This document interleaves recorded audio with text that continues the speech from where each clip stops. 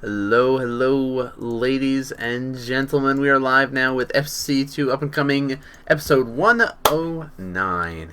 And joining with me tonight is Current TV. No dog tonight. He's busy doing schoolwork or something real life like that, but it's alright. We've got Current with us. How you doing tonight, bud? I'm not too bad, not too bad.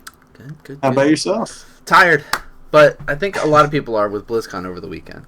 Whether they went to it or watched it and all that stuff.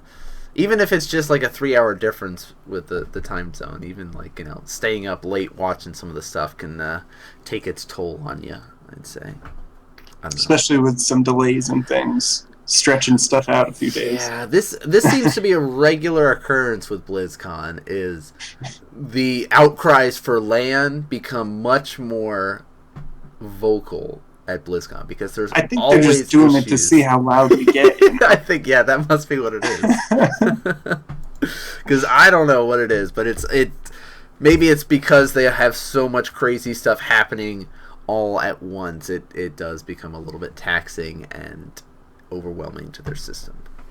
I don't know. It's a convention center. What can you expect? That's never going to change. So yeah, that's really the main thing that's going to be coming up tonight. BlizzCon. What happened at BlizzCon?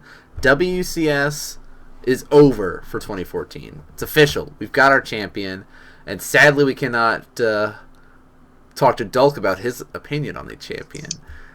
We'll have to get his opinion next week about that. But sure, if you guys are regular watchers of the show, you know all about that. But we're also going to be talking Legacy of the Void, because that was announced.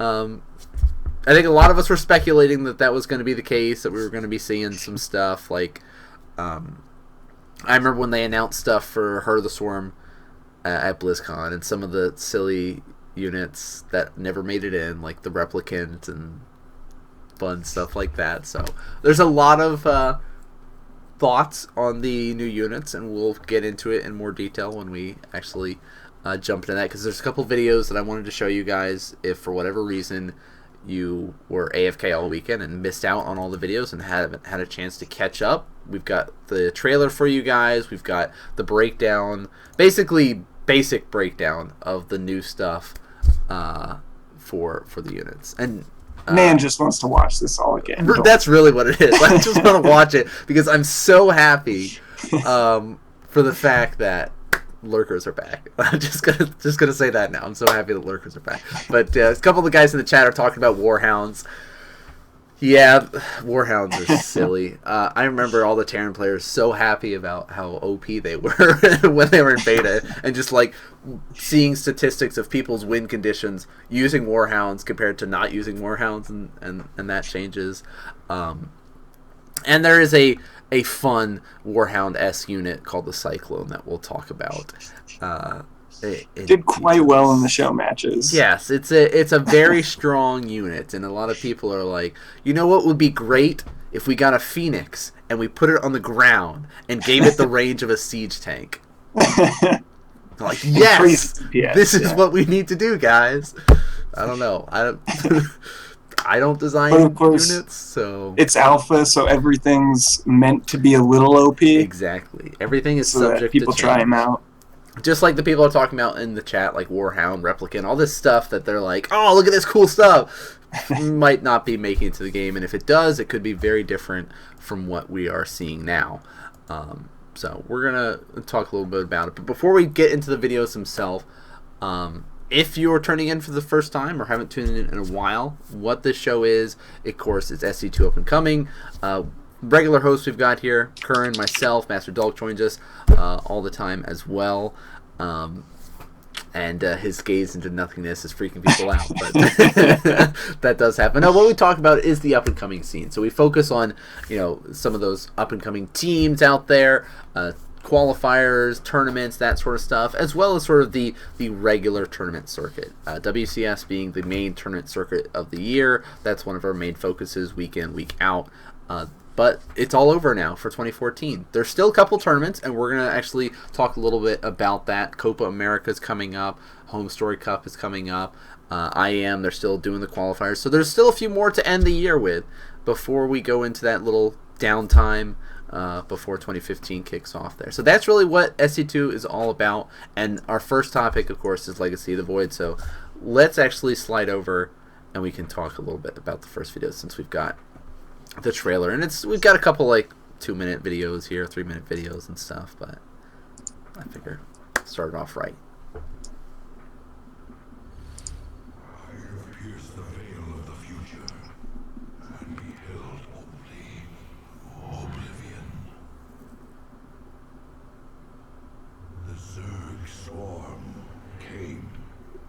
Was foretold. And the Protoss rose to fight them. The invasion fleet stands ready. We await only your command, Hierarch. Today, we will reclaim our homeworld. Now, the Zelnaga that forged us all are returning. The galaxy will burn with their coming. Fitting that we should face oblivion together. Amon whispered of this from the stars.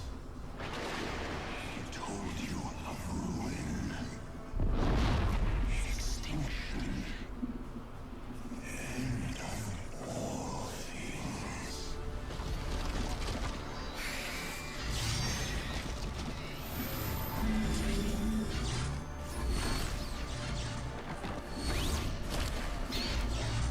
The fate of creation hangs in the balance.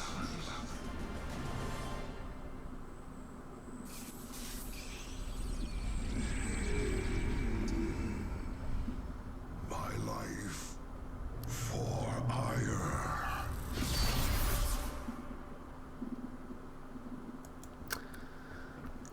So Kern, I don't know, have you played the campaign?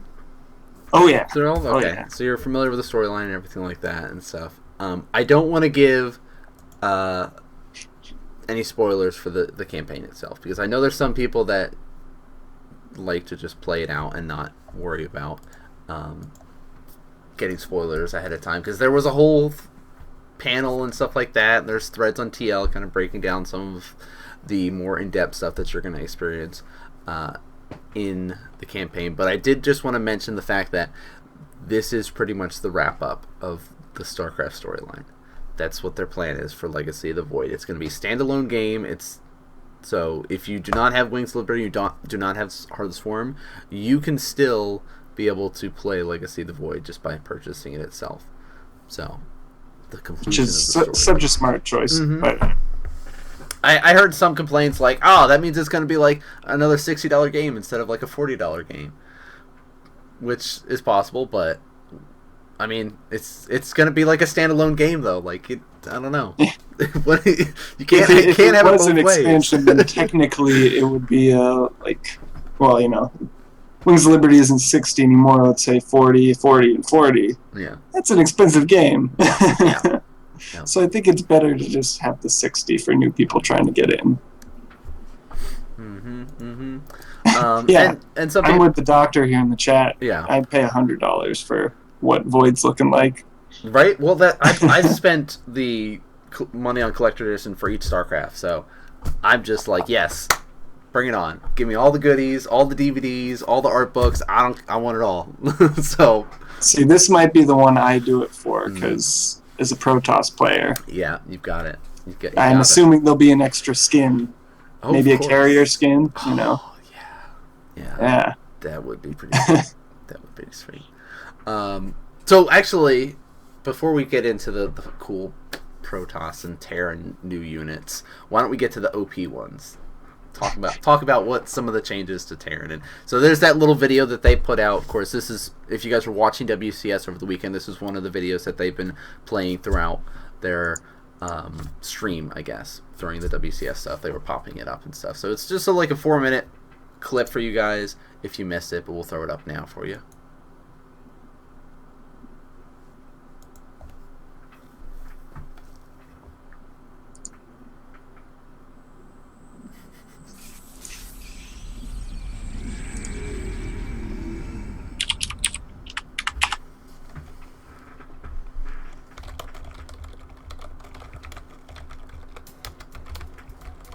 Hello and welcome to a multiplayer update for Legacy of the Void.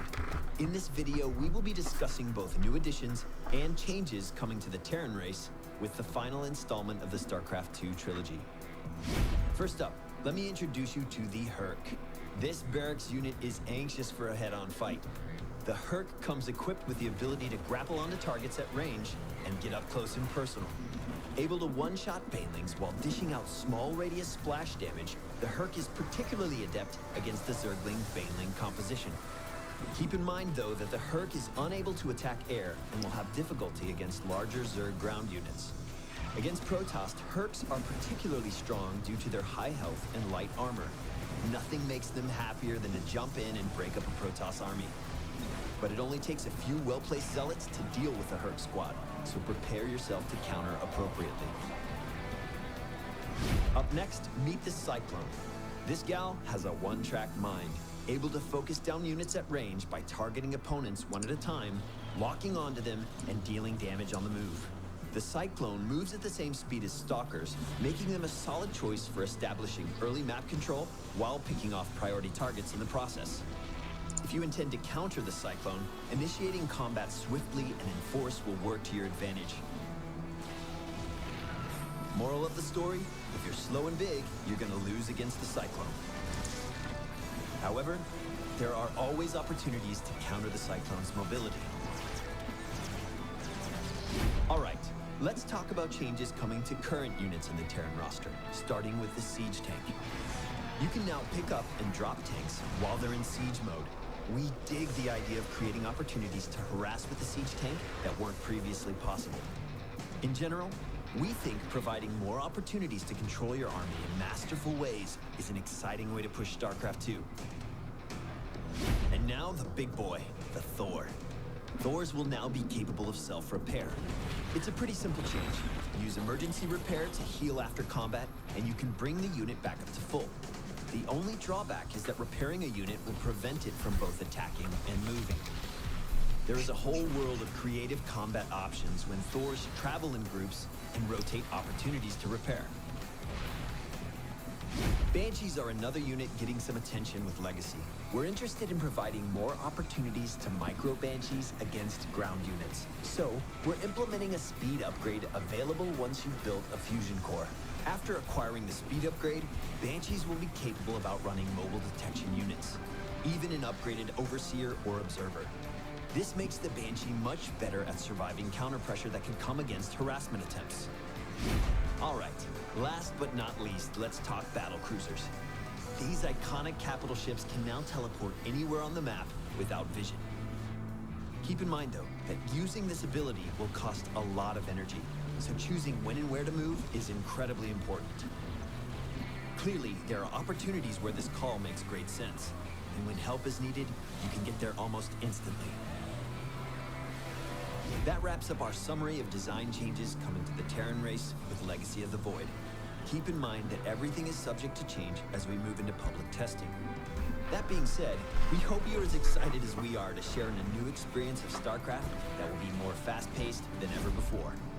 Thanks for watching, and be sure to check out the changes coming to the Zerg and Protoss armies as well. Okay. So let's talk a little bit about some of the changes. Do you want to talk new units or changes first? No, whatever. Okay.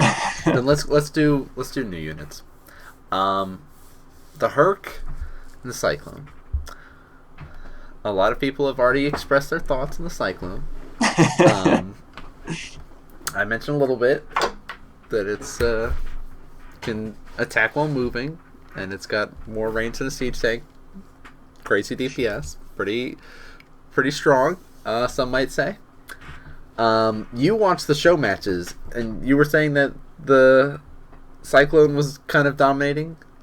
A little bit, you could say. One Cyclone was something you really had to worry about. Just one showing up, kind of early even, was a big hassle. I forget who it was playing the Protoss on the second day, but they just got destroyed by him. Yeah. It was not even pretty to watch. They couldn't even get a disruptor out if they wanted to. Right.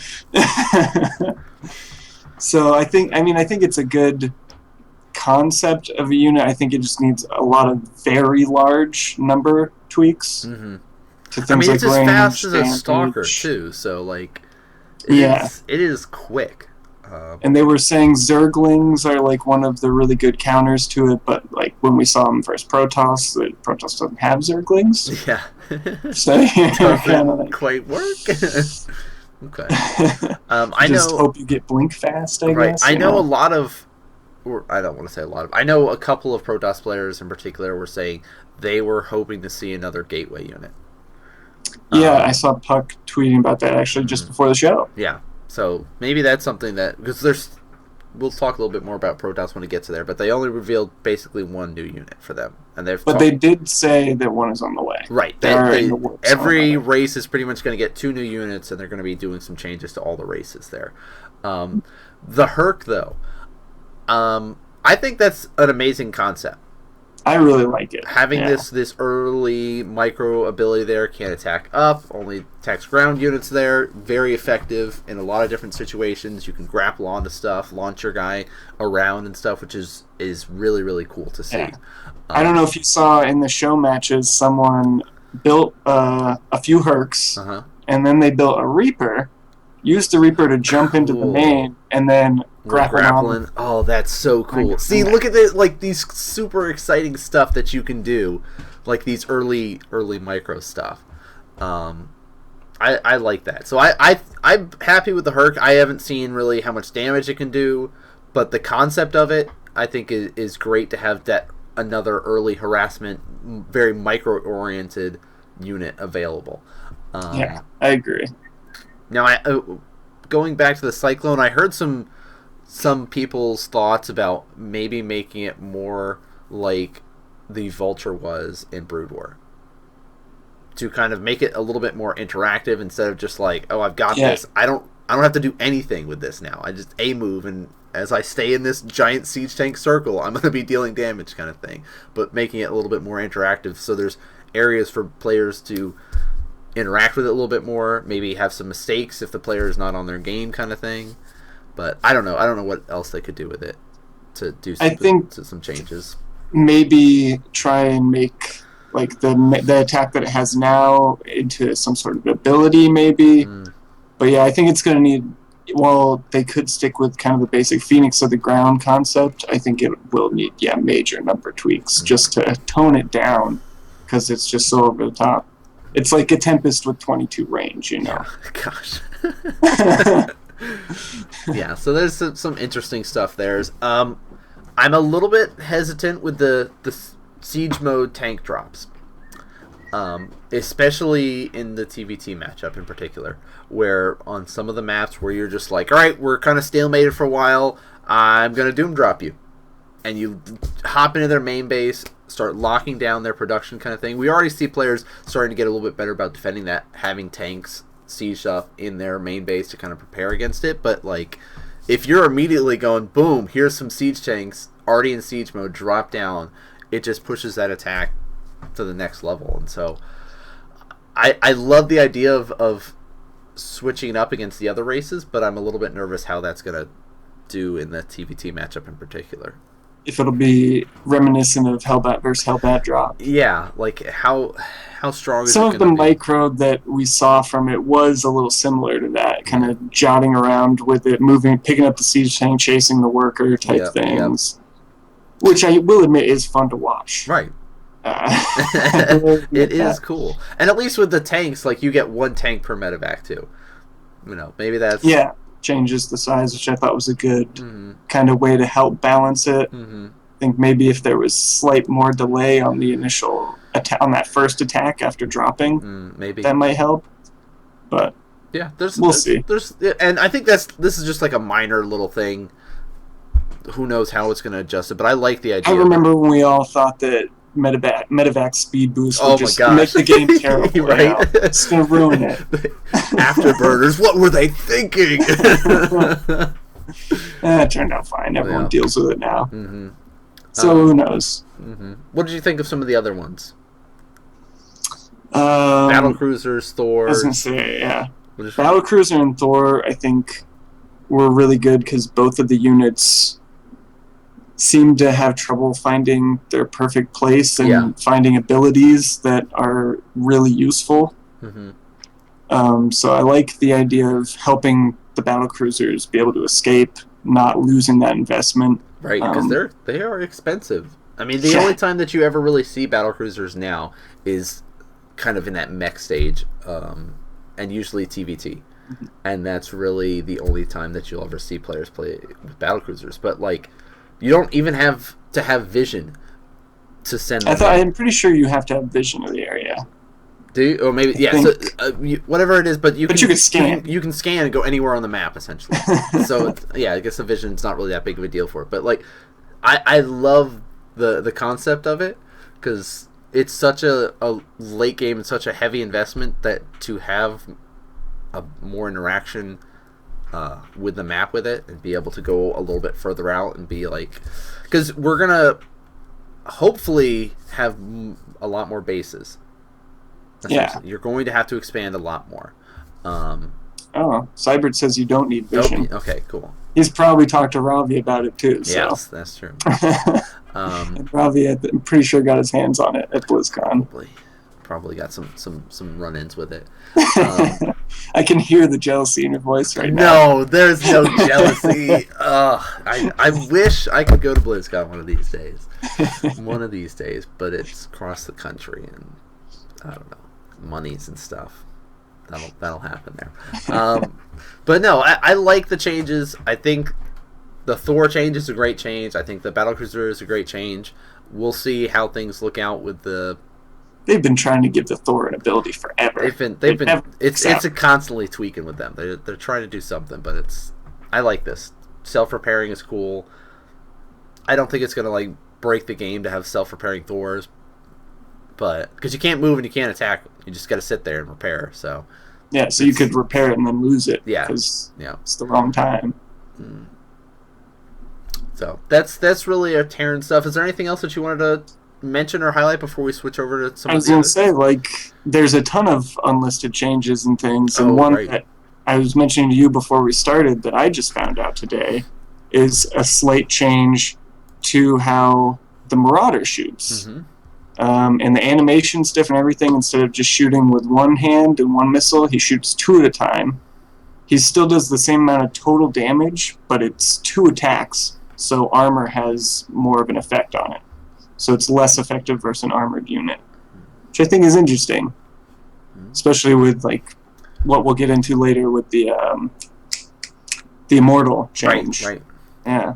Well, actually, before we slide over, and actually I should have probably mentioned this ahead of time, but a couple of the changes, just general changes, worker change, mineral change, that I kind of, slightly. So everyone knows Brood War started with 4 workers. We jumped ahead. StarCraft 2 gave us 6. Okay, cool. They changed the way that you harvest minerals, how much minerals you return compared to Brood War to StarCraft 2, all that good stuff. But now they're basically going to be doubling it. You now get 12 workers to start, and they've cut down the amount of minerals that are at each base there. They basically cut off instead of having the 12 mineral patches, there's 10 essentially, or whatever. They basically. I thought it was still the same amount. Is it? Or did they just reduce how much minerals? I was gonna say each mineral patch has less. About 1,000, I think now. Okay. Minerals. I just knew that the overall they had less. And gas is like 1,500 available to them, so that makes sense. So it'll run out a lot faster, especially if you're using mules. Yes, and so having the more workers, you'll run through your bases quicker. You have to expand more, be out on the map more, and kind of things. And so when I first heard this, before I saw any of the new units, and I was like, this seems ridiculous. Why would they want to basically cut out all of the exciting early game micro available now and just basically say, here's your you can play super greedy now, you've got 12 workers and stuff like that. And I was really, really nervous about this, but now that I'm seeing a couple of the new units and seeing how these extra micro potentials, like with the Herc and stuff like that, I'm starting to feel a little bit better about it. I kind of feel that maybe 12 is too much of a jump though. Like, I might be happier with maybe 8 or 10 or something like that. Like, because just going for them, they're like 2 increase or something like that. So we can still have some cool builds in the early stages that we're not just have to be so... We don't have to be as greedy. You know, we can still have that variety where some players can be greedy and they can be punished for it, where I don't see really how much you can be punished if everyone's got 12 workers kind of thing, and like you can build up. I think so you could quickly. still be punished if someone goes for economy, or you could still. I don't know. It's hard to say because I haven't. I assume they've done a touched it. lot of internal testing on this, especially to show it to us at BlizzCon with such confidence, being like, "Yeah, this is what we're thinking with the economy." But so that's a good point. That's a good. Maybe we'll try to get kind of Ravi on too next week when we have Dulk, and he can give us his thoughts on how it looked and everything. The other thing, Archon mode. Did you get? Well, I mean, they did an Archon mode for a show match at least. For the show they? matches, So, they weren't 2v2s. They were Archon versus Archon. Yeah. We all thought they were going to be 2v2s. So, Curran, explain what Archon mode is then. Archon mode is, I guess, a callback to a mode in Brood War that I was actually unfamiliar with, where 2 players control 1 base. So you have this you both have the same control over the same units, same buildings, and you have to coordinate who's really doing what, so that you don't kind of pull a unit back and forth. So I think what a lot of the show matches they were doing is one player would kind of focus on macro, the other on micro, or they'd kind of split up onto 2 fronts and both be micro and 2 fronts. So yeah, I think it's a really cool idea, and like they said, the creators of it were saying in the interviews, it's a kind of something to take off the pressure for a new player, where you can almost be coached in a sense, or even if you're both new players, you're better together than you are by yourself, and you'll be able to do this on ladder, which is pretty cool. I know StarCraft 2 had a custom game that did micro macro is essentially what it was, where there are certain maps, like ladder maps or old. I remember playing this like Wings of Liberty when they had it there, where one player would be set and they only were able to macro, and the other player was only able to micro. So they can sit there and they have control basically of your workers and of the buildings, and the other player has control of all attacking units. So they can't switch between the roles like the Archon mode, which is really cool that you can switch between the role. But the other one, I had a lot of fun with the micro macro stuff there back in like Wings of Liberty. So I'm really excited to be able to play Archon mode, especially with some of my buddies that are not as big into StarCraft 2. Like some of my friends that just play mono battles every so often. That's really their only involvement with StarCraft nowadays. So it'll be fun to actually get them into playing a little bit more with Archon mode and stuff. On that note, even, I'm really excited. I almost feel like, at least in the esports scene, I'm like the only person really excited for that other feature, Allied Commanders, which is basically sounds like a co-op campaign-like experience that it sounds like they want to make it so that you can kind of keep going. Like, it's not something they want to really have. They didn't mention any sort of definitive end to it. They said, you're going to keep going at this and build up your armies. And I don't know, it sounds really interesting, and I really like having co-op things with, my friends that aren't really competitive and don't really want to get into that competitive stuff. Right. So a lot of cool stuff, general news, and we talked about Terran, so let's actually move over and talk Zerg. One of the races, when I saw these changes, I was like... You're probably excited. I said, okay, I'm done. I'm switching back to Zerg full time now. I guess this is what happens to happen. And you guys will understand after you watch through this video real quick.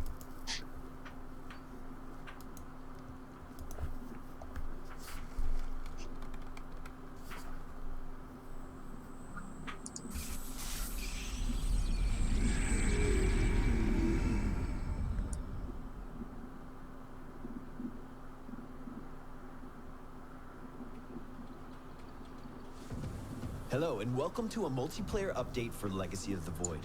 In this video, we will be discussing additions and changes coming to the Zerg race in the exciting conclusion of the StarCraft II trilogy. First up, let me introduce you to the Ravager. This unit is a morph off of the Roach, a ranged unit that comes with a new ability, Corrosive Bile, that deals damage to a target area. Corrosive Bile marks a target location, and after a brief delay, units and structures in that area are hit with high damage. This ability also has a powerful perk against Protoss. It can destroy force fields. In a PvZ matchup that includes Sentry versus Ravager, we anticipate a new contest of Micro that presents opportunities to both gain and lose advantage. When paired with Fungal Growth, Ravagers can reliably damage air units. As expected, Corrosive Bile is also particularly good against units with little to no mobility. If you want to avoid the damage from Corrosive Bile, simply make sure you dodge reactively whenever possible. For those of you that have been around StarCraft since Brood War, this unit hardly needs an introduction, the Lurker. As you'd expect, Lurkers in StarCraft 2 are capable of dealing massive splash damage. They also serve as a ranged siege option capable of outdistancing most units and all base defense structures.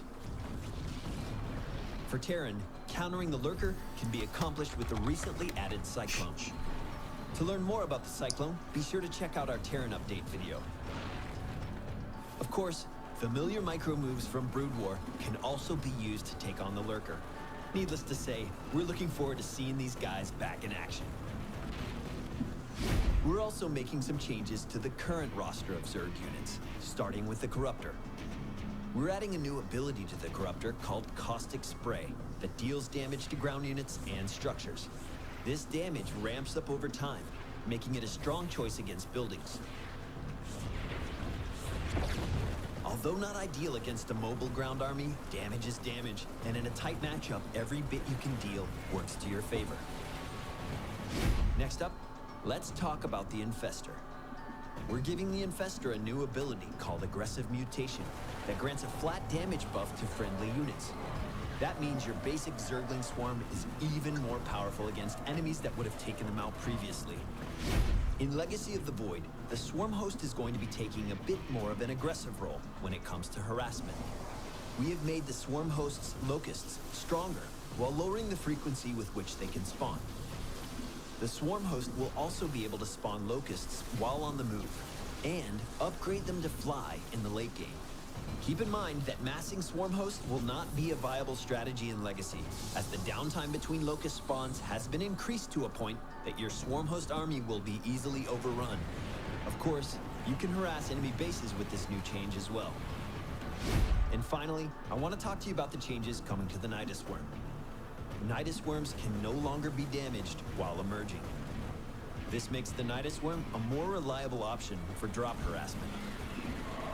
In late-game situations where both sides have a lot of resources, the Zerg player can now force engagements at strategic locations by employing an army of Nidus Worms. That concludes the updates currently on the table for Zerg in Legacy of the Void. Keep in mind that everything is subject to change as we move into public testing. That being said, we are excited for the new possibilities available to Zerg players in Legacy of the Void, and look forward to hearing your thoughts and feedback as well.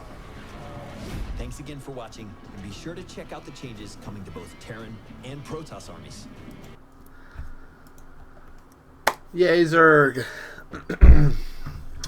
Of course, the unit I'm most excited for is the Lurker return. I don't know if we've had a confirmation if we can do hold position Lurkers yet, like Brood War.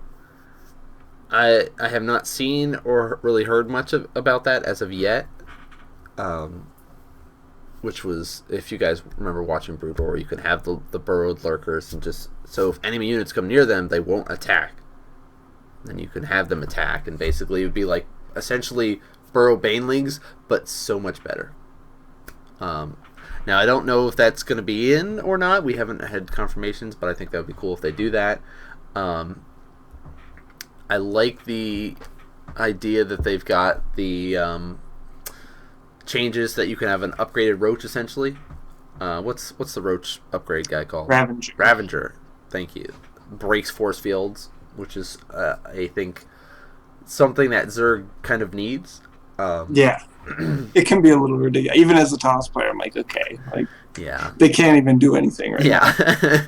I remember, like, even, like, Wings of Liberty, like, TSL 3, for all you guys remember, with, like, Cruncher and stuff like that, versus Idra, with his force field donuts and trapping Zerg units in and making smiley faces and all the fun stuff of the early days there.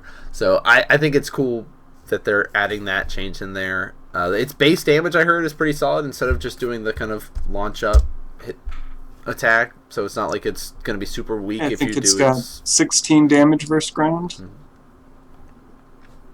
So yeah, very, very solid. With the kind of new units, I say new units because Lurker's an old unit, but new for the Zerg arsenal. The biggest, Or yeah, the Lurker, you mean?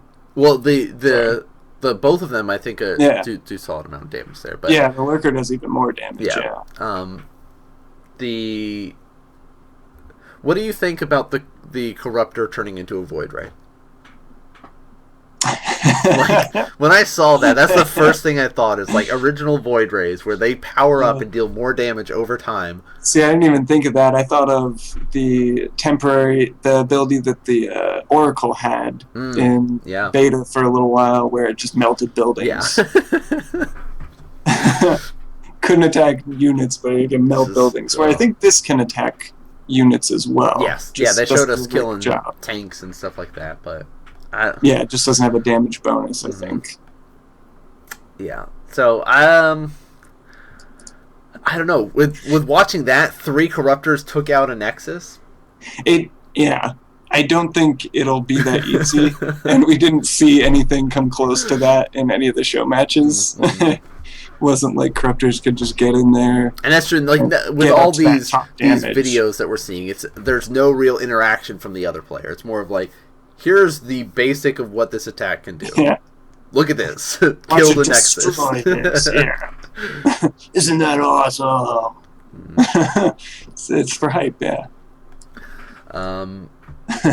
I love the idea of Infestors getting basically a buff. Where they can buff extra units. Because this seems to be a rare thing for StarCraft 2. We're so used to just everything dealing damage or interacting with your opponent, and we don't have as much of this. Yeah. I'm going to give my own units a buff. Besides, like, Stim, I also think it kind of helps give the Infestor more of a role than it kind of with the one that it kind of lost when it got so many nerfs, and like a Neural's kind of not that great for anything. No. For mono battles, that's when you use your Neurals, guys. Yeah. Against those battlecruiser players. You say missing that one unit that you love to use, just go grab it. Right? So maybe we can also hope Dark Archon will make a return, right? No? At this point, I kind of doubt it. I do. Maybe the campaign will see the Dark That's Archon. what I'm hoping. We better get a campaign. I want a Dark Archon mission. Yes. So Zerg is Ravager and the Lurkers are the 2 units. They're the I don't know. I'm very, very excited about the return of the Lurker. Especially since they've changed the way that swarm hosts are. I don't have a confirmation with how quickly they spawn their locusts. They've said it's been reduced and all of that, and they can spawn them while they're unburrowed and everything. I really like this change. I think the stalemate of swarm hosts, mass swarm hosts, here's a bunch of static defense, go away kind of style can get very boring, especially with the Vipers and stuff like that, and I don't know. I think it can get very, very boring for people to watch. This change, though, where you could have a couple of swarm hosts, and actually as you're moving across going towards enemy bases, you can harass them a little bit with the locusts and have a little bit more fun stuff, especially that you can make the locusts fly. But yeah, it sounds like you can't use it as, like you were saying, static defense anymore. Right. It's going to be one wave, and then if they clear that, you're in the open. Is what it sounds like. Yeah. Now, it doesn't sound like when you get them the upgrade to fly, they don't get to attack air units. It just is they fly over stuff and land as regular units, it seems. So it's not like they're going to be super, super strong where you can sit there and still use them in every situation. No, it's not going to work like that. It's like Locust mated with Broodlings, right? Yeah. Yeah. Cyborg actually making a good point saying that it's 60 seconds between spawns now. So a whole minute now that you've got to basically wait, and you really got to be able to get yourself set up, and that have something else to defend. Right. Yeah. This can also combine well with my second favorite change to Zerg is the changes to Nidus. Oh yeah. Nidus, when they are unburrowing now, the worms they're popping out, they do not take damage. They are invincible temporary while they are unburrowed, because at this stage, Nidus is such a cool thing for Zergs to have as a extra harassment option. But because you have to basically turn it into an all-in or a gimmick style where you try to catch people really off be guard. hidden. Yeah, it's got to be hidden, or you're investing so much into it. Like every so often, you'll see a couple Zerg players do it. Like MLG, Scarlet was, or not Red Bull with Scarlet versus Parting. On King Sejong Station, where she popped it out outside the third base or whatever, and basically went for that sort of all-in Nidus style of play, and that's really all it is. But with the video that we saw, where they can pop it up inside their base and stuff like that, that you know, once they're popped out and a few units start to pop out, or the first unit starts to come out, that's when you can be able to interact and attack them. But while they're spawning, you can't deal damage, which I think is necessary change, and I really hope that doesn't change going into beta and going into the game. From what we saw, I don't think it should. Yeah. I mean, we didn't get to see it in, of course, all the situations you would get to see it, but when we did see it in the show matches, from what I at least saw, maybe I missed it one time it was used, but it still goes down very quickly after the fact. Right. And if you have like a full surround of workers on it, it's pretty much dead immediately. So I don't think it should be too overpowered. Maybe if it's a rush, right, and you're not prepared for it, but then in that case, you might be deserving to lose build order loss anyways. yeah, at that point in time. So if looking through all the Zerg stuff, is there anything that you feel like is going to get some major changes? Like we talked a lot of stuff that's probably going to be tweaked up with like the Cyclone and stuff for Terran, and maybe changes to the way that Siege Tank drop is and stuff like that. But what do you think with the Zerg stuff? I think probably a lot more number tweaks. I mean, I don't know. I feel like all around, the Legacy of the Void units feel a lot more thought out to me, or like well thought out to me than the original Heart of the Swarm Alpha ones. The original Heart of the Swarm Alpha ones just kind of felt a little thrown together, like it was kind of things they thought would be fun. Yeah, but not things that were like actually going things to have people were asking for in gameplay. Yeah, that the community's been begging for. Which I feel like a lot of these units and changes directly address things that we've been hearing from the community over the past couple of years. I think keep an eye on that Corruptor caustic spray stuff. I feel like that might be one of the things that we see adjusted quite a bit. Because even with the Void Rays, like they and completely the changed the way and the Locust as well. So, but with the new units, Ravager, Lurker, I like it. I'm happy with the way that they've got for the units. But we'll see. Let's slide over, unless there was any random stuff that, like the Marauder change that you can think of for Zerg, that those I think super the secret video covered most of the stuff. Okay. That I know of, at least. Right. I'm sure there's tons of stuff that, maybe when we have only the odd person at BlizzCon noticed, like, oh, hey, look at that, yeah. That one stat has changed. Good stuff. So let's slide over and see the Protoss changes. Like the other ones, we don't have full information because every race is supposed to get 2 new units. They've only revealed 1 new unit.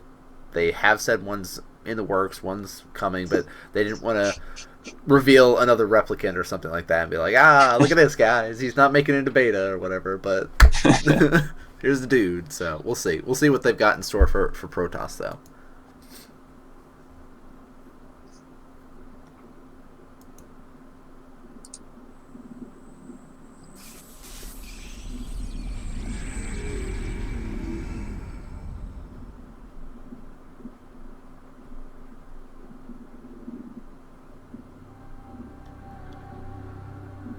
Hello and welcome to a multiplayer update for Legacy of the Void. In this video, we will be discussing additions and changes coming to the Protoss race in the thrilling conclusion to the StarCraft II trilogy. Let's get to it. New to the Protoss arsenal is the Disruptor, a micro-intensive splash damage option that can warp in at the robotics facility. This unit can go into an invulnerable energy form, and after a short duration, deal burst damage to all units around it. Micro is key to defense against the Disruptor, otherwise you will take massive damage. Then again, some units just deal with it. But if you can effectively micro your units to counter, you'll be able to take the Disruptor out. Now to the big guns, the Immortal. We're removing the Hardened Shield passive and adding an active ability that absorbs damage for a short duration. Changing up the Immortal's defense in this manner will open up new options for Micro on both sides of play. In a perfect engagement, Immortals now have the potential to stand against units that typically deal well with them. With these changes, Immortals will still be effective against units like the Siege Tank without being such a hard counter. Previously, in an engagement like this one, no Immortals would have been lost. The Warp Prism. This unit is getting some love with the ability to pick up other units from a distance. This change will also allow the Warp Prism to rescue critical units during engagements. We expect that with this change, we will see Drop Micro become a more core part of Protoss harassment. There are a few changes on the table for the Oracle. First, we are combining Revelation with Envision. Now, cloak units hit by Revelation are also revealed. This change combines the two similar abilities while opening up a new method of detection in situations where observers aren't the best option. We have also added a new ability to the Oracle called Stasis Ward.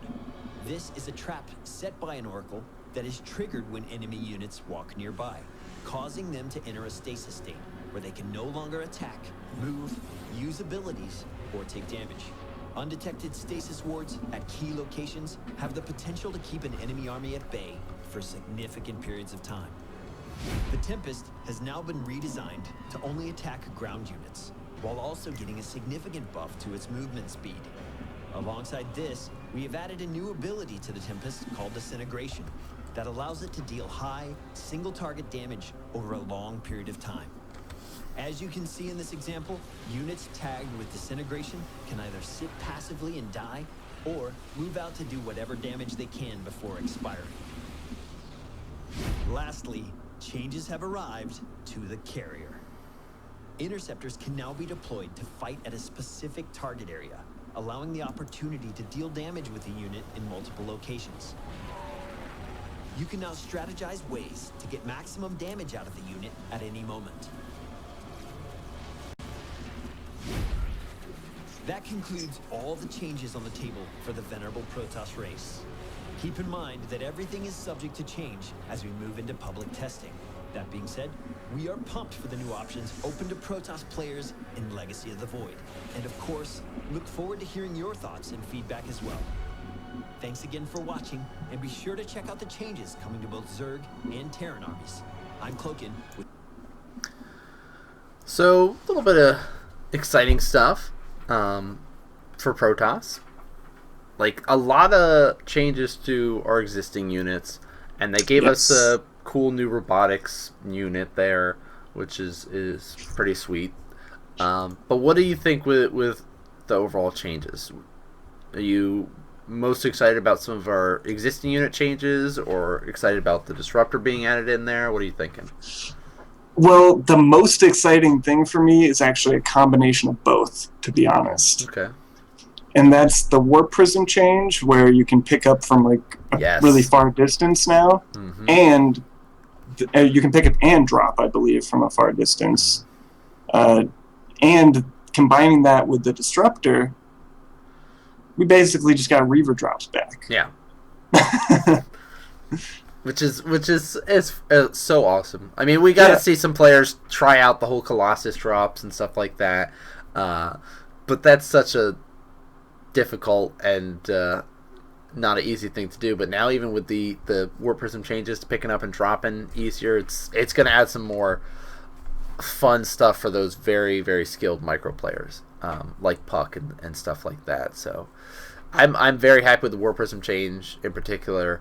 The Oracle having the Stasis Ward, for any of you guys that are familiar with Arbiters from Brood War, they had a Stasis ability there that would lock down stuff. You'd see it a lot in TVP, especially in those giant mech balls start building up and locking things down. You can stasis in there and be able to kind of position yourself where you need to be.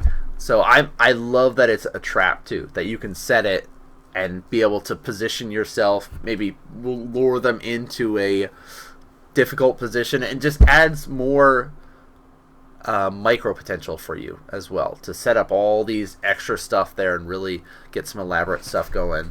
I like the changes to whole Envision and Revelation. It's just one thing.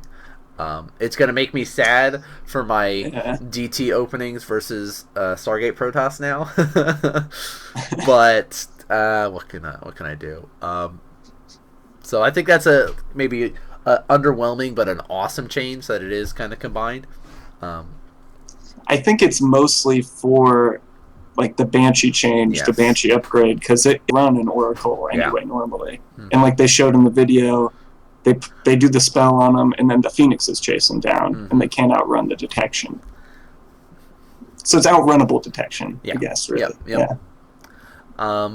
The dot that they've added in for the Tempest also reminds me of Brood War move. I don't know about you. Science Vessel, anyone? So this does 500 damage over 50 seconds, which is pretty sweet. Now, you have to be close in order to cast it. You don't get to have your full Tempest range and be like, I'm just going to sit back and throw dots on you. And irradiate you. Yeah. No, you can't do that. Sorry, guys.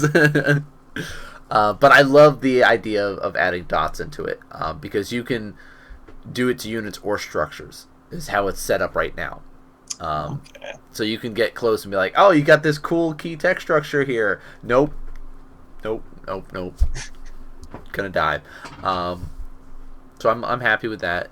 I think you were talking to me a little bit about Immortals before the show, but what did you think about the changes to the whole Hardened Shield and Barrier, or whatever they're calling it?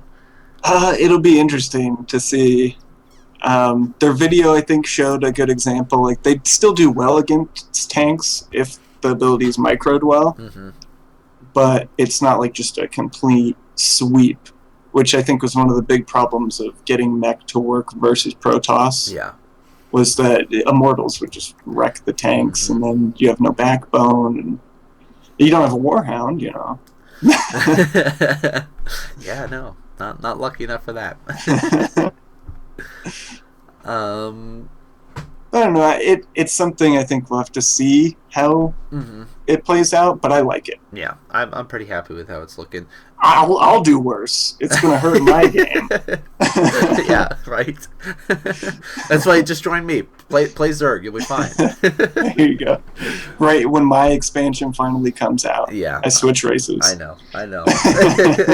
That's the downside to having Zerg and Protoss being my races. Even back in Brood War, I officially learned on Zerg, but then found Protoss and oh, Dark Templars are the greatest units in existence. How could I say no to them? So, see, I'm a carrier guy. That's what keeps me coming back. So, what do you think of the launch interceptors or release interceptors or whatever they're calling it? So happy that they're just even giving the unit some attention. Yeah. Because back even when Heart of the Swarm was coming out, they looked like they just wanted to be done with it. They even said we're taking it out. They were like, nope, we're removing it. And there was so much backlash from everybody. It was like, I was part of that. Yeah. I was on those forums. No! Why would you do this? I was crying. Yeah, so I like the idea that they get to do kind of a release interceptors. Now, they still, from what I understand, they get to attack normal, but it's just like an ability. So if your carrier is about to die, you release your interceptors. One last ditch effort to see how much more I can kill before I die. I'm wondering if the leash range has changed. I think the launch range is still about the same. It looked like on the videos they all had to get to a certain distance to launch, and then they could move away. But I'm wondering if that's longer or even if it's infinite now, because like we saw, they can die. The carrier can die, and they'll keep fighting. Yeah. They only fight for like another minute or so, but still that extra minute could be. Yeah, it's like a timed ability. They'll just kind of hang there, I think.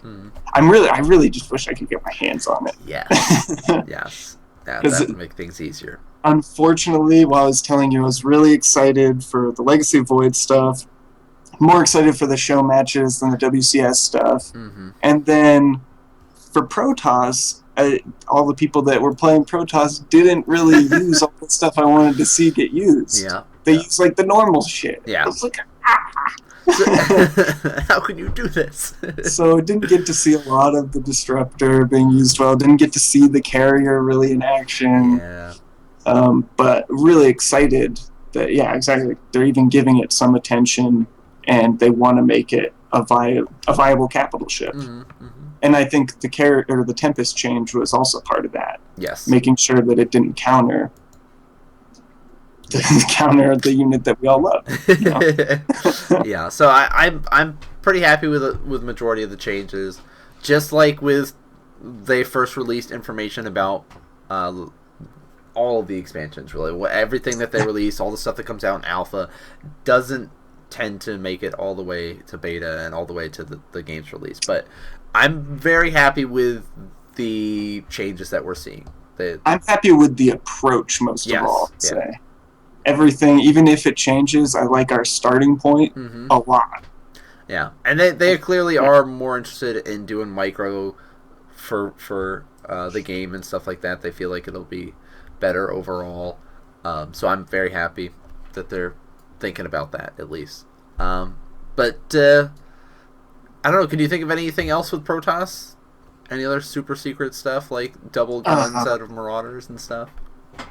I know a lot of people were confused by it, especially when they saw it in the show matches, and the players were even confused by it, I think. The Nexus cannon only shoots ground now. Does not shoot air. Really? I do not like that. I do not. Yeah. I'll be honest. I love being able to be like, oh crap, there's a whole bunch of Mutalisks. Boom. Now I can at least survive long enough to get my army over here and warp in a bunch of stalkers and stuff. No.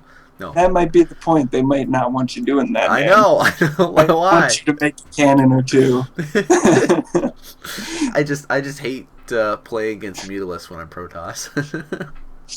I fully understand that. That's how I feel about it. But from a very young age, even. Yeah, I fully understand that. So that's really the Legacy of the Void stuff that we wanted to highlight for a little bit there. One other, before we move on. Yeah. Another change to Protoss is Warp Gate. I'm pretty sure all the other numbers are the same, all the times and everything. But when you warp in, when your unit's warping in, it now takes 200% damage. So they die instantly. Yes. Like we were seeing Stalkers die to like a single siege tank shot because they were being warped in, so they took the extra damage. Yeah. Which I think is cool. It's one of the benefits of having Protoss is your remax capability, and a lot of people have difficulty with that. Especially if they're sitting here reinforcing so close to a decisive battle kind of thing. It makes you might have to be a little bit more aware of your surroundings before just doing those aggressive warp ins. So I like you have that to have a safe place to warp in, just like you need a safe place to have your production as a Terran. So I like it. I'm happy. I'm excited to be able to get my hands on the beta. I just want someone to make one of the faux test maps like they did for Alpha stuff. No, they have announced that there's no official date as of yet, but the beta, their time frame that they're shooting for is the first half of 2015. So I'm assuming sometime before summer we might be able to get some more information about, here's the beta coming up and stuff like that. So maybe we'll have to just keep our eyes open for it. I wouldn't be surprised if the first season of WCS is finished up before they even bring out beta stuff for it and everything like that, because I feel like they'd want to keep I don't know. I don't think they want to have too many players jump in and just focus on the beta and not focus on like the regular Heart of the Swarm tournament scene and stuff like that. So even though that's where I'd totally just like, let's just switch over now. Right. I think a lot of people are under that mentality. So we'll see what happens with it. But that's one of the things we're going to keep you guys up to date on. Legacy of the Void updates. Dulk will give us his thoughts on it next week. Maybe we'll have Ravi on. He can tell us firsthand what things were like since he was at BlizzCon. And we'll see how it goes with that. But that was our kind of Legacy of the Void talk. We spent pretty much an hour of the show talking Legacy of the Void because it's super exciting. Yeah, it's the next step. It's kind of a big deal for any StarCraft show, I would think. Yeah. Very, very true there. So why don't we slide over before we get into the actual tournaments and stuff? We have a couple of team and player changes for the week to kind of discuss.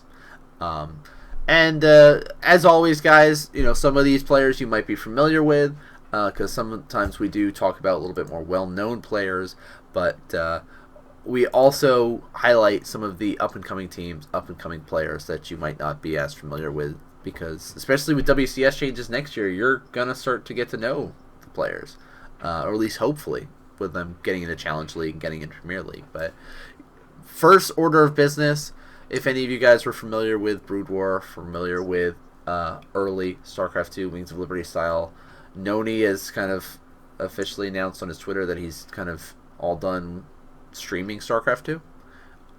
He said this before, though. Yeah, so I don't know if this is mean like he's still playing and just doesn't feel the need to stream it.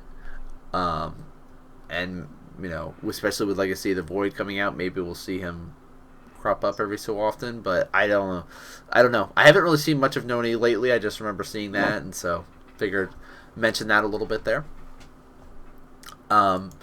In interesting change, Fnatic and Neeb have parted ways.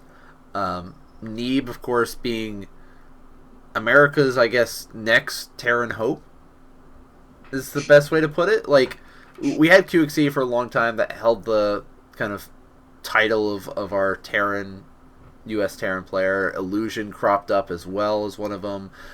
But with Heart of the Swarm, I would say Neeb has really kind of brought it of his own, getting up through Challenge League and being one of our consistent Premier League WCS NA players. So, he's no longer with Fnatic, but Neeb is going to be continuing playing. He said he's going to be playing in WCS, continuing along, just not going to be playing under Fnatic. And for those that don't know, he was on Fnatic's academy team as well. Not even their main team. So maybe he has found something better. Maybe we'll just see him on Root or something. I don't know. They get all the NA players, it seems. No. I would say My Insanity, but we'll get to that later. Yeah, we will talk a little bit about My Insanity's pickup there. But I hope that, I don't know, with trouble going on around the board with the NA teams and such, it's going to be tough for a lot of the players, I feel, that aren't able to make it into Challenge League in the first couple of seasons.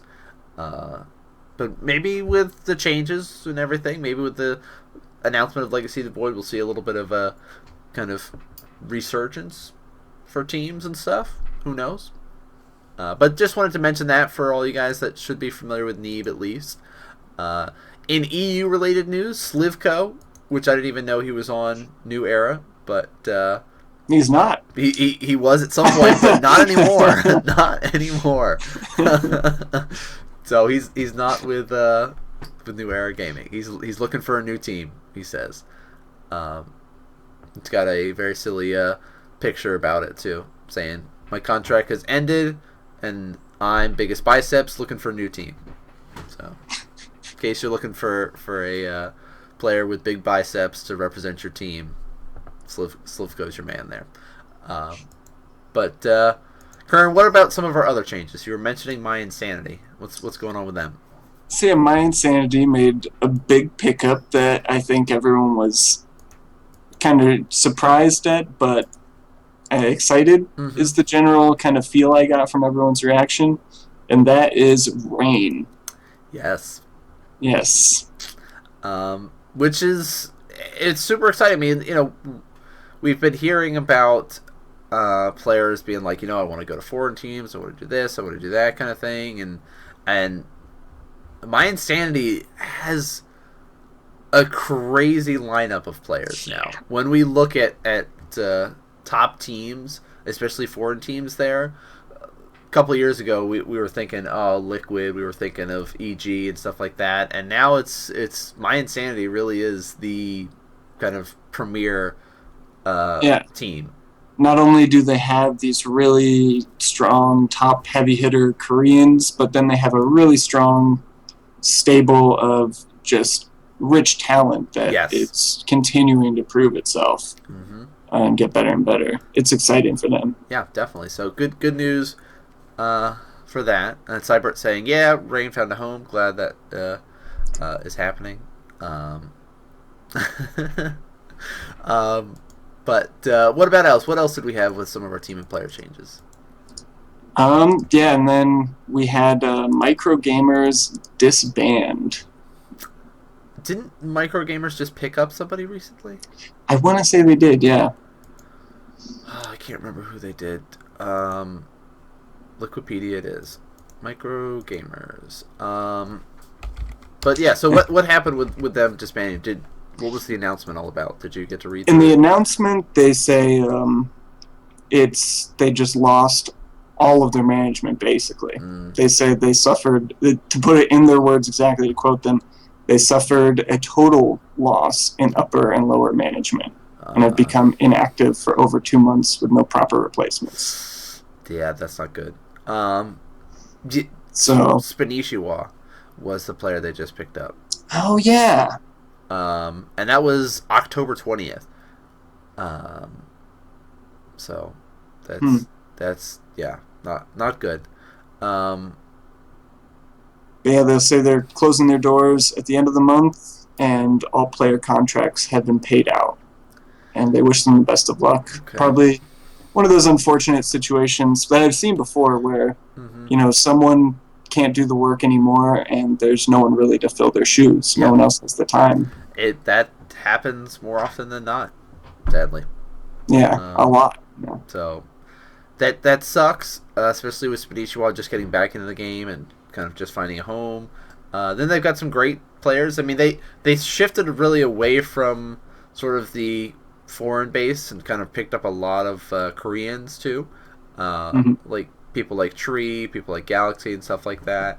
So it sucks that now that all these players do not have a home. It sucks for Micro Gamers and their management unable to keep up with things or find someone to help out.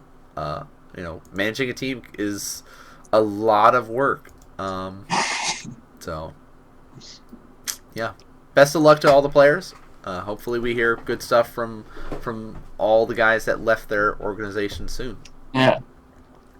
But those were our sort of main team and player changes. We do have a couple of events to talk about, in particular Copa America, IM qualifiers, Home Story Cup, and then kind of WCS stuff. Those are the kind of four main stuff or so that we're going to be talking about.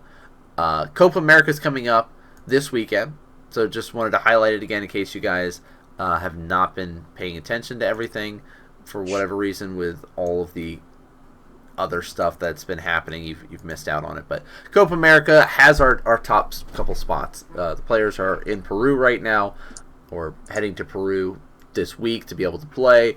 And it's our basically everybody versus Major tournament. Is the best way to put it there, because Major is the king of Copa America. He's been consistently winning all the time. Just it's his event. But this time that they've added in the NA players, it should be a little bit more exciting. We've got Major, B-Lord, Cham, Katz, Huck, Jim Rising, Jon Snow, and Desro as all the players there. I wouldn't be surprised if we saw Major versus Huck in the winter finals, and somebody like Jon Snow versus Huck in the loser bracket finals, kind of thing. But I don't know. What would you think? Do you think that I haven't really seen much of Desro lately, so I can't. It's hard to say. Jon Snow, I've seen him play for a long time now, so I've got a little bit more. I guess I root for him more often. More familiarity with him. I root for him more often than most players. So I don't know. We'll see how Jon Snow does going into it, because Jon Snow did do very well last season. The one season that Major was not there, it came down to Jon Snow and Huck in the finals, and Jon Snow beat Huck. There you go. So he could very well make it to the winners final there. Yeah. But there's a lot of ZVZs to kind of consider too. That's true. With the only 2 Protoss players being at the event are from Canada, Huck and Desro. The rest are all Zergs, and then there's Major. But what do you think? Do you think it's going to be a Major victory, or are we going to see an upset? I think that's the most likely thing that will happen. Mm-hmm. But I mean, you never know. Yeah. But yeah, I think that's the most likely outcome. I do think there's a very good chance, if you look at this, for the winners final to be a North versus South. Yes. Which could be fun. But we'll see. We'll see how Jim Rising does. Maybe he can really bust through. He's got some tough players, though, on that side of the bracket. Yep. So we'll keep you guys posted next week on how it goes. I just wanted to highlight for you guys, in case you've missed it. We've been highlighting at least during the regular seasons when things are taking place for it. But slide over to at least the IAM stuff, because there's some cool stuff happening. Everything is basically set up and ready for the America qualifiers to determine who's going to be our 2 spots making it over from America. We talked about at least the main qualifiers leading up to it, but now we know Violet is going to be playing Petraeus. Masa plays Henderless. I don't know what is up with that. How did that end up happening, that they get to play first round like that? I don't know. Good job, Masa. You got the win. Major versus Moose Skills there. Intense versus Puck. Huck versus Demo. Kelazar versus QXC. Suppy, Bales, Peely Peely, and Scarlet. When I look through the bracket, I see a lot of great up-and-coming talent that are going to be consistently in WCS next year. And I'm talking about the players like Intense, Demo, Kelazar, Bales, Peely Peely, those kind of guys. Yeah. Moose Skills even. Like, they are consistently going to be in WCS next year. They're the ones that work for it. Yeah. Yes. Whether it's top challenge league, low premier league, whatever it's going to be for a lot of these guys. But you are going to be seeing these guys' names a lot more. And then it seems to be sort of the old school classic foreign NA players that we're familiar with. Violet, Major, Huck, QXC is in there, Suppy's in there, Scarlet, those kind of guys are all in there. And then, of course, Masa and Henderless that are becoming a lot more well-known nowadays, especially after this year. They're constantly playing the finals of the Tourcraft stuff, so it's interesting that they have to play first round. And everyone knows that Masa basically beats Henderless 99 times out of 100, or there's that one time that Henderless takes a game off him or something like that. No, I don't. So that's interesting that Masa's basically got an almost straight shot to the semifinals if he's playing on his game, because he seems to do. Dulk has talked about this before. He seems to do very well, not at the actual event. Like he had struggled at IAM Toronto where he kind of some nerve issues and stuff like that, but being at home or being somewhere where he can just play and not really focus on the nerves and stuff like that, he can play better. So if he just gets pumped up and ready and practices very hard his TVZ, he could have a really good shot going through Henderless and making it to the semifinals over Violet or Patreus there. So that's going to be exciting to see. But Kern, what did you think with some of maybe our up and coming players or some of our well known players? How do you think things are going to work? Because we do have good amount of players that are going to qualify up, and a good amount of a mix of players for the IEM stuff. I do feel like it's actually a really good mix, and even though some people might look at this and say, oh, well, these names are the clear winners, maybe it's because I follow the up-and-coming NA scene so much, but a lot of these guys have the potential to beat who they're matched up against, even, the lower-end people. And I don't know. I think it'll be interesting. Tom was, it's exciting to see him. Right, there. right. Tom was saying, like, Huck Scarlet, kind of his picks going into it. Which, like you said, those are easy to think about with how much we've been seeing those players play for such a long time and seeing them consistently do well. I think the biggest thing they have working for them is they don't have the same nerve issues that a lot of the guys I'm talking about that do stand a chance might encounter. Yeah, if I had to look through the list, Scarlet, Huck, Puck, Major, and Violet, those 4 guys there, I guess 3 guys and girl, all are consistent with doing well in tournaments. They're familiar with how things work. They're sort of our, if we looked at next year, if just like out of all those lists, if we're looking at Premier League, WCS, NA players, those 4 easily stand out as could be considered those Premier League players from us. Scarlet, Huck, Puck, Major, Violet, those guys. So I think some of the other guys really, it's a perfect proving ground. And it's perfect. We've seen Huck lose to some of these guys before. Even like in the Copa America stuff, losing to Jon Snow in the finals kind of thing. Something that most people, if they went into it, were like, oh, Huck's playing in a tournament with a bunch of NA players and South American players. Easy. Huck's got this, no problem. But then when you look at it and see as it goes, it's not as cut and dry. So not all that black and white. Yep. I do feel, though, that Scarlet does stand out a little bit more out of the group. I think she's definitely one of the strongest players listed here, And I would be shocked if she doesn't get one of the 3 spots. But I couldn't say who would get the others. Like, it's too hard to really predict.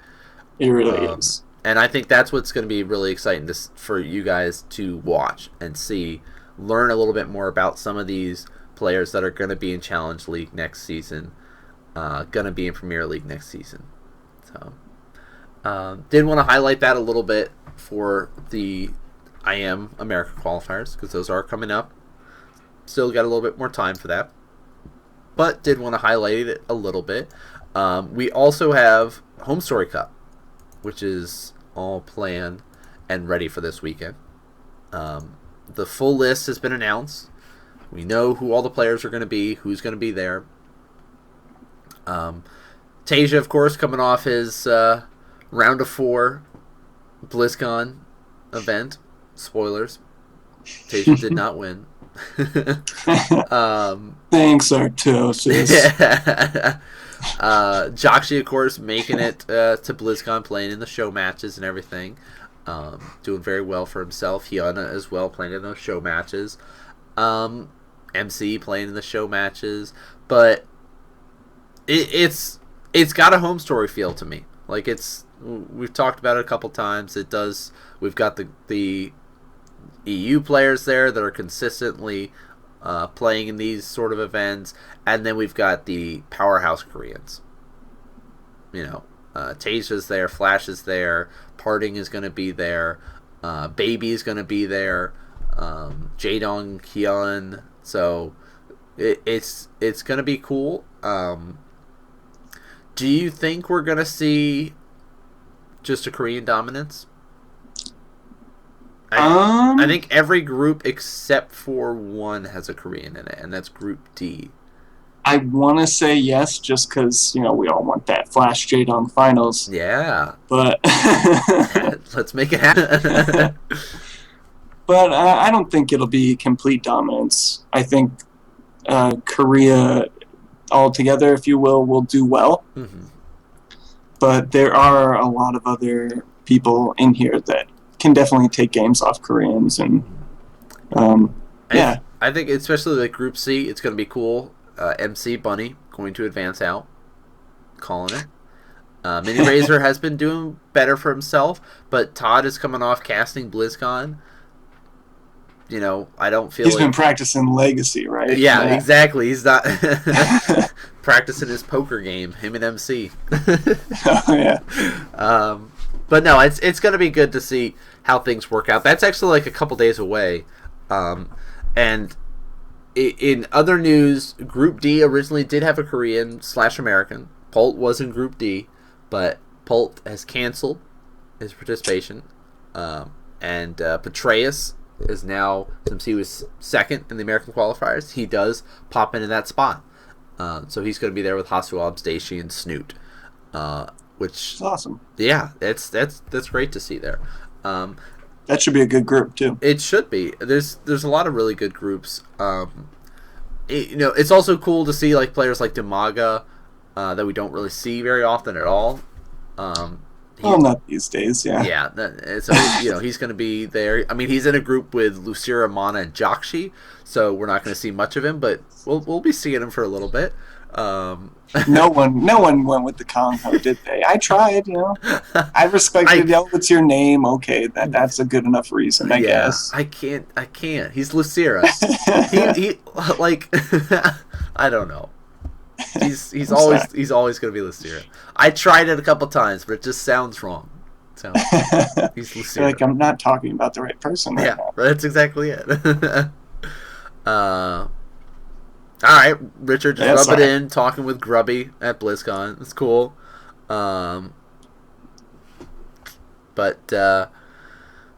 he's I guess a lot of players are playing stuff like Heroes of the Storm and everything like that.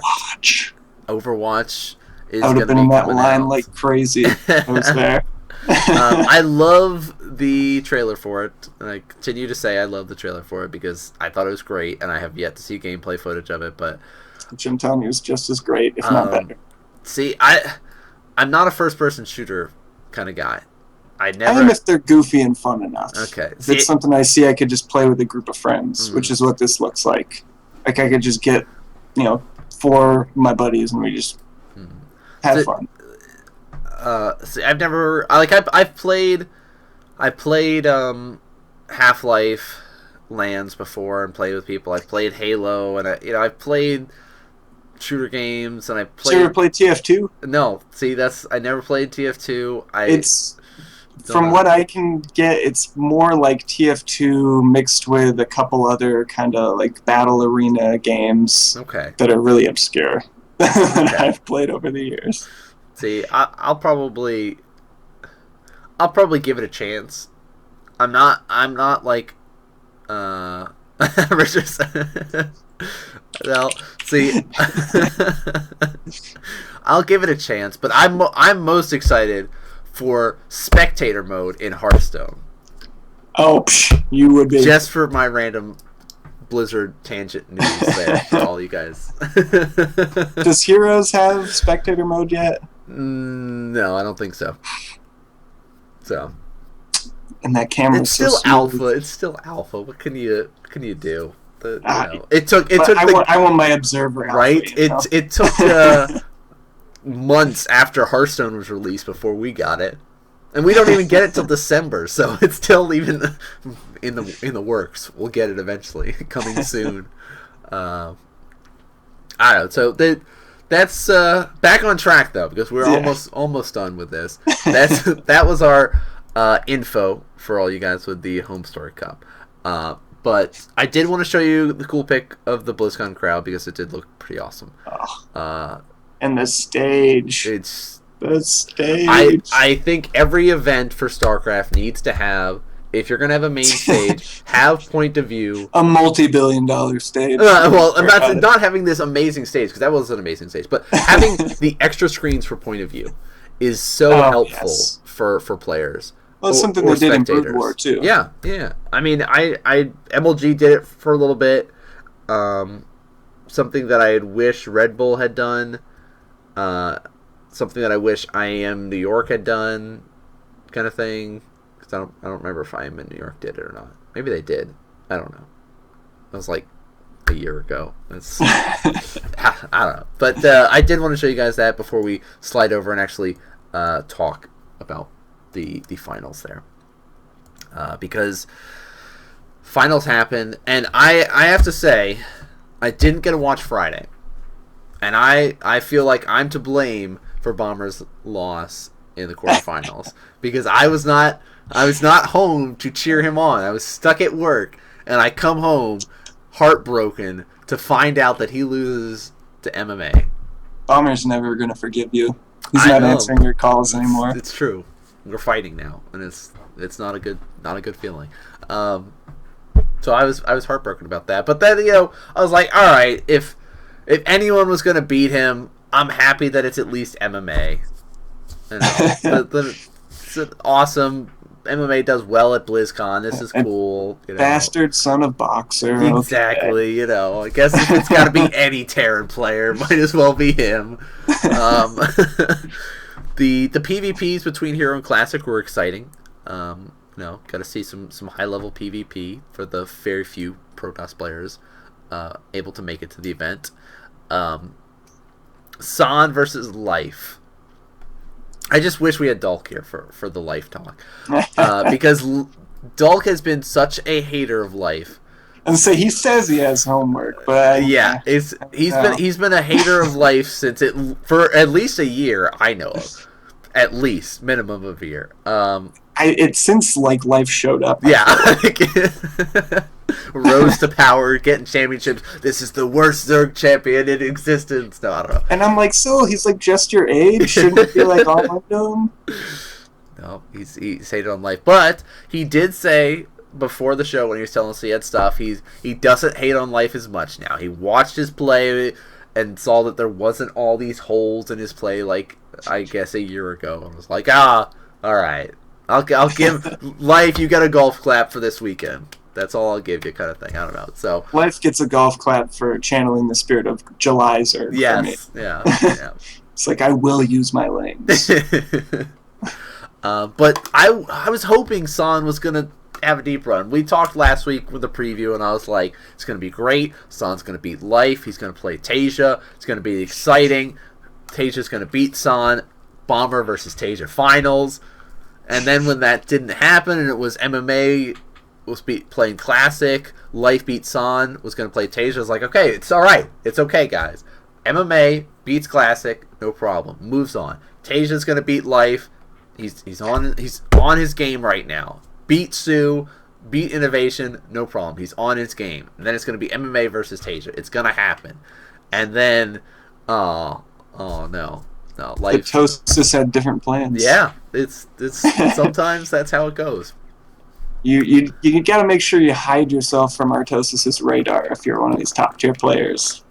Otherwise, you're just never gonna win anything. Yeah, you'll be cursed.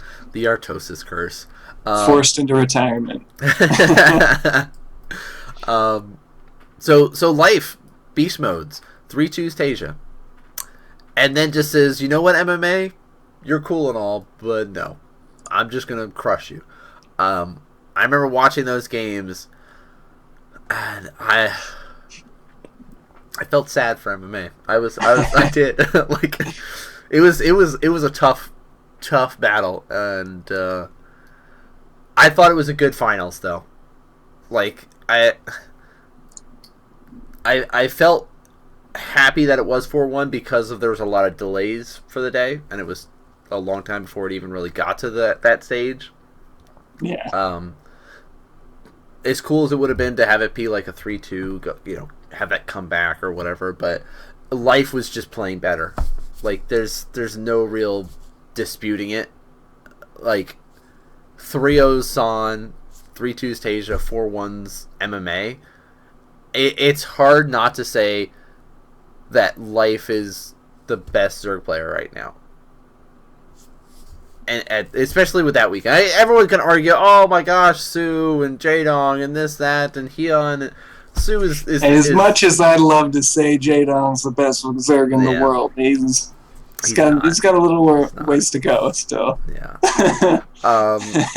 And Sue, he's gonna be the king of second place. He's gonna be yellow for a while, guys. Don't worry about him. The Kong line is real. It is. So good for Life. Coming back up there. Like he did well at the beginning of the year, and we really hadn't seen him do as well kind of late of the year. So this is cool to see him be like, you know what, I'm still around, guys. I'm still a presence, someone to be reckoned with there. I don't know. It's everyone says Jaedong always best Zerg in our hearts. In our hearts, yes. Exactly. Okay. I'd like to put him up there, outside of my heart.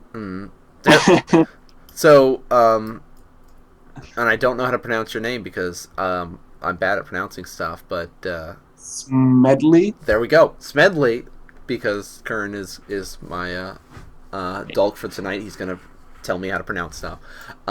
He's got the opposite idea of me, because I said that Sue's gonna get second place all this year, and he's gonna come in first major tournament of next year. He's gonna get second place again, and then he's gonna get that first place. It's gonna happen. I think he's going to be able to get a first place next year, and then he might fall off right afterward. But he's gonna get that first place.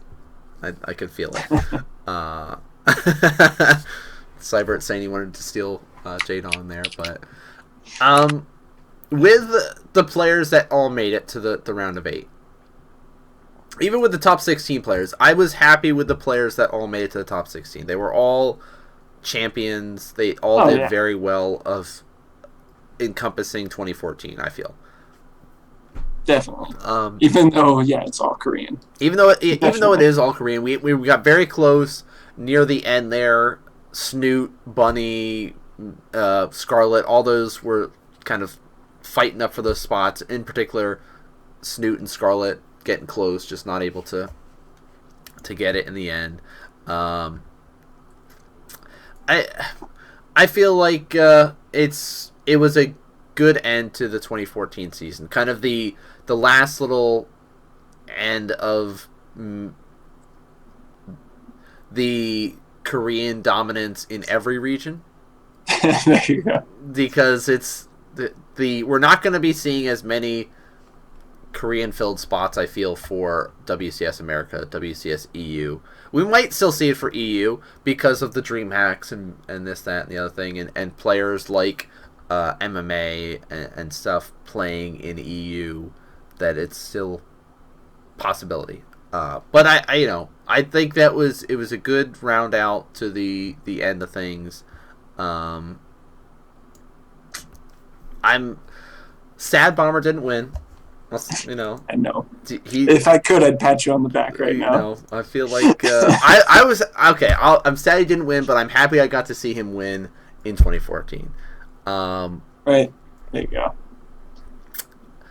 You did get to see DC. I did get to see him win in DC. But what do you think about our top 4 players? How do you think they're going to do for next year? I mean, MMA, I think he can continue to at least stay up there. And he did tweet about it. He's going to be playing for at least another year. Oh, that's right, yeah. Because there was some speculations and some talks about maybe he's retiring and everything, but he said, no, I will at least be playing for one more year. So. Tasia, though, I don't know. We've always been kind of hearing rumors with Tasia retirement around the corner and things. Yeah, so that, I wonder, maybe Tasia, if he doesn't get something really big, will just call it. Mm-hmm. I hope not. Or his wrist will just get too bad for him and he just won't be able to keep up. That's also a possibility, sadly. Classic and Life. And say Life, I think, is. I mean, he's still so young. He's still got so much potential. Mm-hmm. I feel like he can just continue to get better and faster. So I think we'll still see Life stick around, even if he does kind of waver at certain points Mm-hmm. where we see him kind of fall down. But I think he'll get back up, if that does happen. Classic's really good, but he's one of those players, for me, I don't catch a lot of his games for some reason. It's not that I'm like not trying to catch them, or It's just yeah. I don't get to catch a lot of them, so I don't. With Protoss players, it's a lot about the way that you play Protoss. I feel that can affect how long your success will last, And because there's a lot of gimmicky stuff you can do with Protoss. Right. And what's cool too with our top 16 is we have two of the longest, most consistent Protoss players out there, with MC and San being there. Like Stardust and stuff like that has sort of rose up more recently than those guys, but these guys were like Wings of Liberty GSL days. MC has continued to stay consistent. Yeah, and still like making it to the top 16 players in the world there. Like there's no disputing that everybody that made it into BlizzCon are top 16 players in the world at this point in time. I think it's, I don't know how you could dispute otherwise. But I think it's going to be good next year. They did an amazing job for BlizzCon. The stage was great. I love the whole host caster stuff that they had set up. I think Tasteless did a great job running hosts. He did such a good job, but I love Tasteless so much. I was like, why aren't you casting? Like, oh. Yeah. I don't know. He did a great job. He did. Like it's with him and Red Eye kind of thing, like Red Eye doing the introductions and that kind of stuff, and Tasteless sort of running the desk, if you will, with that whole interactions with all top notch from all the guys there doing the production. The observing was great. From round of 8 up, I will agree. Yes. Observing was exactly. At BlizzCon itself, top notch. Keep up the good work. Selected health bars. Oh, thank you. Yes. So we just got to switch that UI and we'll all be good. Yeah. Well, we'll see. We'll see what happens there. So overall, a amazing end to the WCS season, I feel. We talked about the changes to WCS, last week and stuff like that. And sadly, we were not at BlizzCon. Yeah. I wish, because we're not. We don't have the monies for that. But like Smedley mentioned there, the stage was even cooler because, it would change depending on the race of the player. It would be, a Zergy kind of thing over there. Like, just so cool that it was like an interactive stage. Explosions on the winner, like... Yeah. One of the coolest things I've ever seen. Yes, I think it's, keep it up, Blizzard. Keep doing what you're doing. It was up there with the Daft Punk light show, let's just say that. And that's one of the best light shows out there. I like Cybert's point, though, is that he's sad that we didn't get to see a triple cast. And even, like, in past years, like, the seeing the Day 9 Artosis Tasteless triple cast, and, like,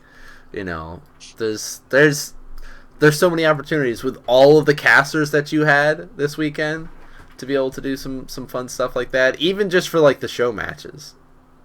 Give us something. Yeah. Maybe next year. I guess gonna get improved apparently. The stage. What? Well, awesome. Yeah, I don't know what else you can do, but good. Oh, they need to change the walkway. I don't know. As long as it's just as epic, yeah, I'll have no complaints. No problem with me. Maybe I'll get to see it up close next year. There you go. Maybe I'll have money next year. Yeah, I probably will, because I got to be saving up for like engagement rings and weddings and real life stuff, since I just bought a car, and I don't know. So these are the reasons why I don't have the money this year. Yeah. Moving parts, that would be sweet, like rotating parts of the stage, and oh yeah, there could be cool stuff with that. But that's really kind of our main topics before we get too sidetracked with other stuff. Like, how awesome BlizzCon was, just in general. Yes. And if you guys missed the panels and stuff like that, I know pretty much. I think they're all on YouTube now. Yeah, I think majority of them are up, and we're up like very shortly after BlizzCon. So, make sure you guys check out the different things if you missed them. Because there's some great little panels about Legacy of the Void. I watched the campaign stuff because I do not care about getting spoiled for the campaign, because I'm just like, you're not going to tell me who dies and who lives or anything like that. They're You're not just going to tell be, you the important stuff. Yeah, you're just giving me cool little snippets that I should be excited This for. is who you play as. Yep. This is the kind of stuff you'll be doing. This is how we designed the missions. Yeah, like, yes, I do care about that. Yeah. I like to know what to expect going in, personally. But for the actual units and stuff like that, there are interviews with the players and everything. If you guys haven't had a chance to see it, I think Suppy, Scarlet, Rotterdam, Pult, Huck, and Apollo all got interviewed. And MMA and Bomber are going to be up. Yes, MMA and Bomber will be up. I don't think they're up yet. They currently just have the exhibition matches in place. Check those out too if you're interested in this. So you get to see some of the units in action. Get to see the terror of the Cyclone. Yeah. No, thank you.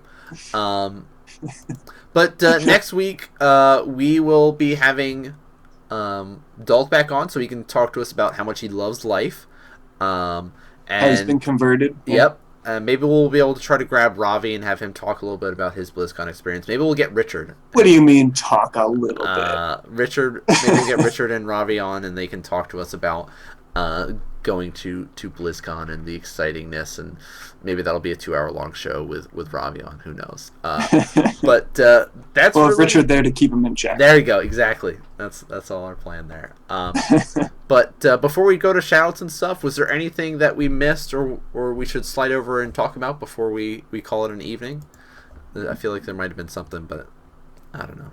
I tend to just speed through tunnel vision. Yeah.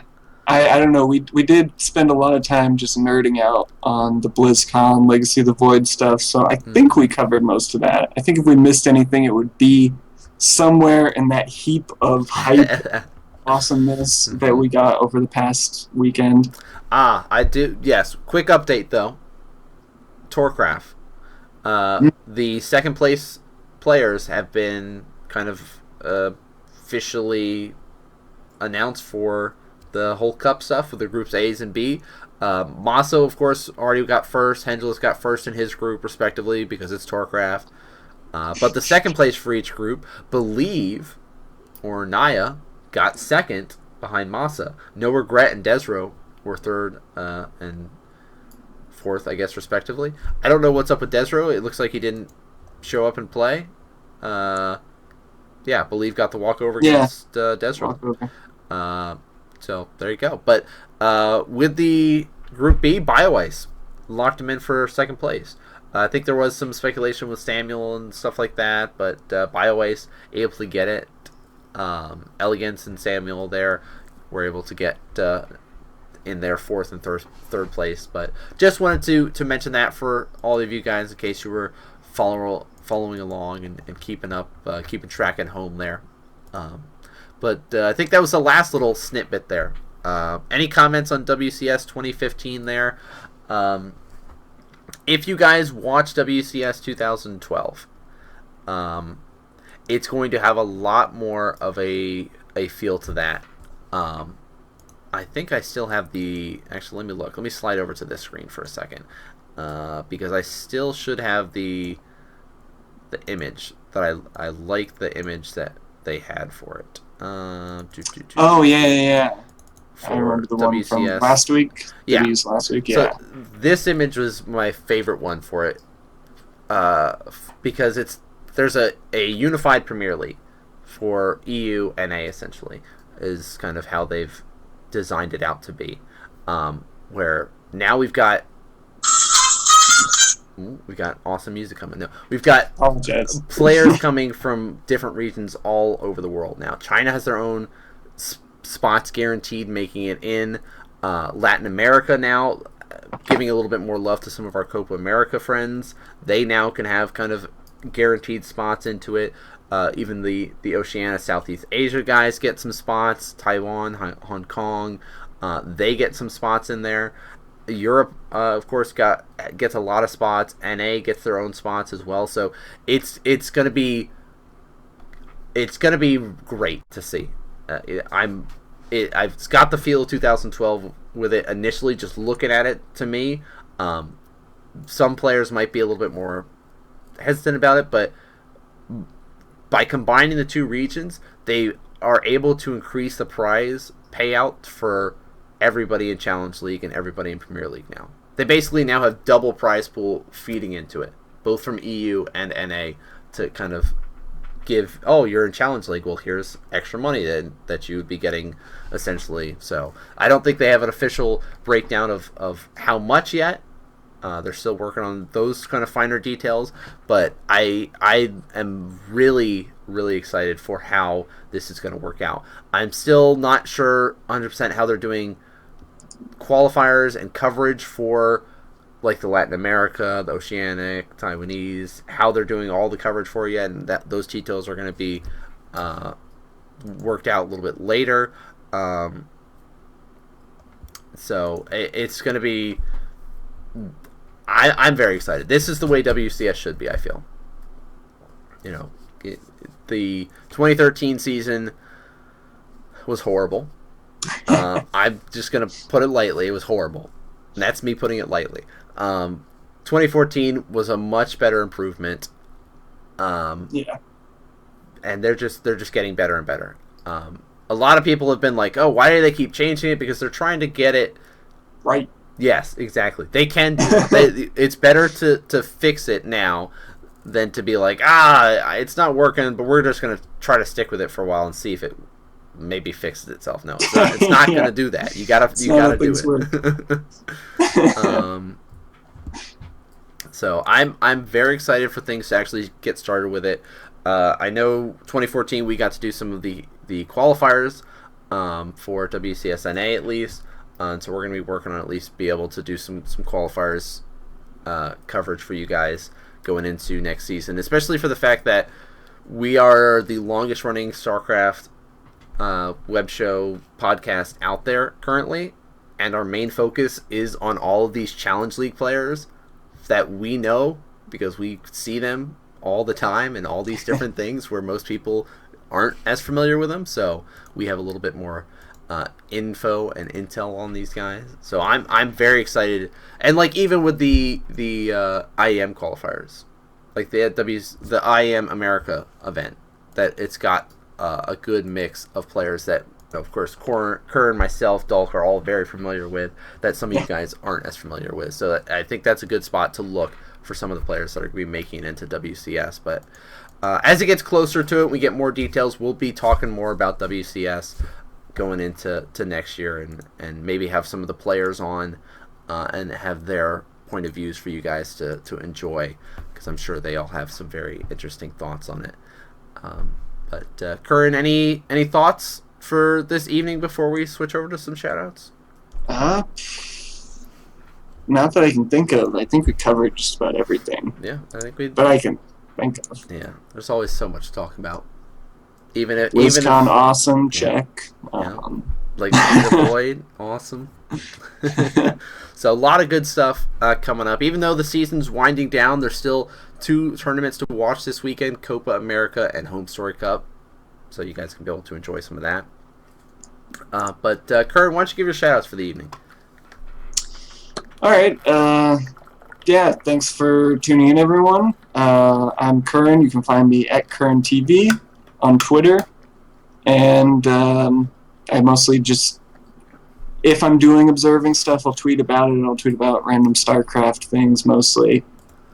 But yeah, and then I guess just shout out to the organizations that give me stuff to observe, like Team Gravity, IVD being a big one, and then of course Fear Dragon, letting me work with him on breaking out stuff. I fully appreciate that. So yeah, go give all those people a follow too. Yeah. Good stuff. Of course, thank you guys who tuned in this evening. If this is your first time watching, I hope you guys enjoyed the show. Make sure you check us out here more often. We do the show every Mondays, 9 p.m. Eastern, twitch.tv/TheRealNanMan. And check out all of the hosts at MasterDog, at Current TV, of course myself, The Real NanMan, and the show at SC2 Up and Coming. We'll tweet about when we go live. We also tweet if we're going to be having any guests on and any sort of other esportsy related news that you guys might be interested in. But of course, just like every other end of the show, we do throw on a couple of host modes for some people. I noticed that Tempo is streaming, so I think we'll throw up Tempo's stream for you guys to watch him play the fun little new ladder maps or old ladder maps if you guys have been around there. But that'll do it for us tonight, guys. Thanks so much for tuning in, and we'll see you guys next week.